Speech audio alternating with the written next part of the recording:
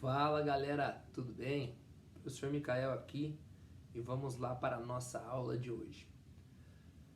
Lembrando que nós estávamos trabalhando, com avaliação física, certo? Vocês entendendo o contexto, entendendo o que está acontecendo, para que funciona. E na aula passada a gente fez, as das circunferências, Então vocês foram lá, mediram, falei para vocês fazerem na casa de vocês e a minha pergunta é, conseguiram?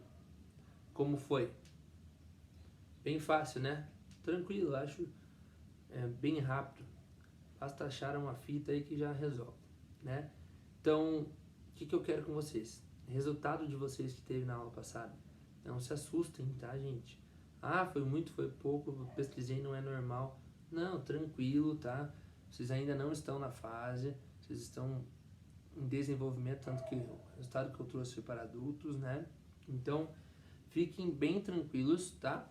Só é bom pra gente prestar atenção como estamos e buscarmos melhorar a nossa saúde, só pra gente, né? Certo? E vamos para a aula de hoje. O que nós teremos na nossa aula de hoje? Vamos continuar no nosso assunto da avaliação física, mas nós vamos trabalhar duas coisinhas na avaliação física, tá? Uma bem rápida, que é a avaliação postural, e a outra a avaliação neuromotora, tá? E eu já vou explicar o que é cada uma, tá bom? Então vamos lá, avaliação postural. O que quer dizer isso? Postura, né? Ela é feita normalmente através de fotos. Você tira fotos em algumas posições. Como assim? Você tem posições, de frente, certo? Coluna reta lá e as mãos para frente, assim. São 4 posições, tá bom? Tem de frente, de lado, de costas, certo? Várias posições, quer ver? Vamos ver se vocês conseguem enxergar. Você tira de frente, de costas, de um lado e do outro. Para que isso? Para a gente ver a sua coluna, se ela tá assim, se ela tá assim, se tem alguma situação de coluna aqui, certo, galera? Não vou conseguir mostrar para vocês aqui, mas não tem problema. Se você colocar avaliação postural no Google, já vai aparecer rapidinho, tá? Então, assim, são algumas posições que você tira foto e vê como está a coluna. Para que serve isso, certo? Porque imagina assim, eu chego, você tem uma lesão na coluna, a qual você fica assim, certo? Você não consegue reverter e fazer isso. O que acontece? Se eu fizer exercícios, por exemplo, uma abdominal, que você só faz isso, abdominal simples, eu vou estar desenvolvendo o quê? Indo contra, e mudando o que você está fazendo, tentando te deixar com a postura assim, ou eu vou te deixar cada vez mais, vai piorar essa postura? Vai piorar, certo? Então, para isso servem as avaliações posturais, tá? Para enxergar o que você tem e a limitação, tanto a limitação do teu exercício que você pode fazer o que você não consegue, e também para propor exercícios adequados, para você e para a sua realidade, certo? E aí tem uma briga, certo? Que diz assim, avaliação postural para quê e tal. Para o dia a dia, para nós seres humanos normais, vamos dizer assim, que vamos lá, tem o nosso dia a dia normal, que não somos atletas, certo? O que acontece? Essa avaliação é importante. Por que ela é importante? Para a gente não ter dor, para a gente conseguir ter uma vida tranquila, evitar dor e evitar outras coisas. Mas para um atleta, essa avaliação se torna importante? O que vocês acham?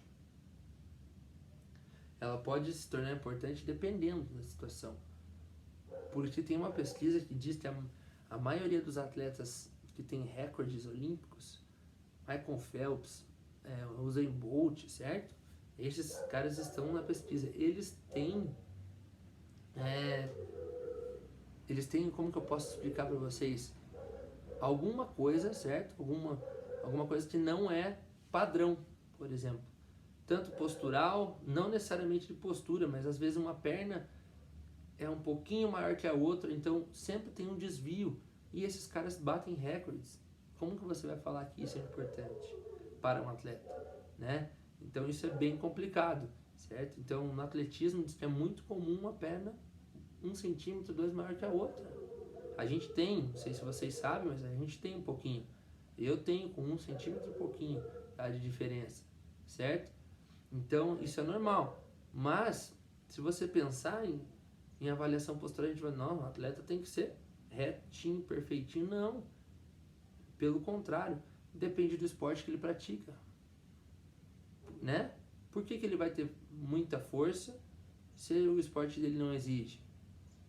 É um exemplo, certo? Então, produz o corpo, né?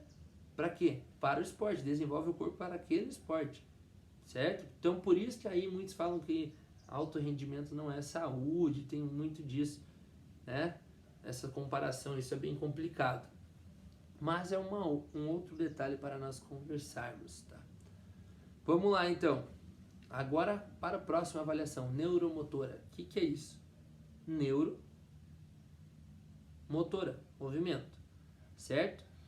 Vamos simplificar. Como que ela pode ser, o que a gente pode caracterizar ela? Ela avalia as capacidades físicas, certo? Por exemplo, uma avaliação neuromotora é de flexibilidade, de força, entre outras, certo? Então ela avalia as nossas capacidades, beleza? Então como que a gente pode avaliar a força? O que vocês acham?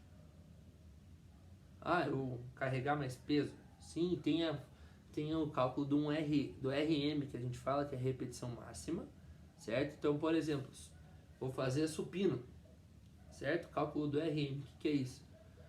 Qual peso que eu consigo fazer uma vez, certo? Repetição máxima. Então, ali, a partir do RM, eu calculo o peso do resto, certo? Tem também vários testes por tempo, que você fala, 5 minutos, 1 minuto, tantas abdominais, ver quantas abdominais você consegue fazer naquele tempo, e assim por diante. Existem vários, flexão de braço existe, e existe também no aparelho, certo? O dinamômetro, que você vai lá, aperta assim, e ele avalia a tua força, certo? Só de você apertar. Tem outro aparelho que você coloca no meio das pernas, maiorzinho, e você puxa para ver quanto que dá. Tem várias coisas, várias formas de avaliar a força, certo? Tem também de flexibilidade, entre outras coisas para avaliar. Na flexibilidade, o banco de Wells é um bem comum.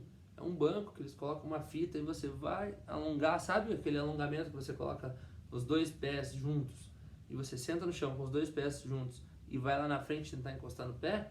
É esse aí, certo? Então, o que eu vou pedir para vocês hoje? Vocês vão fazer uma pesquisa para mim, tá? Sobre avaliações neuromotoras, certo?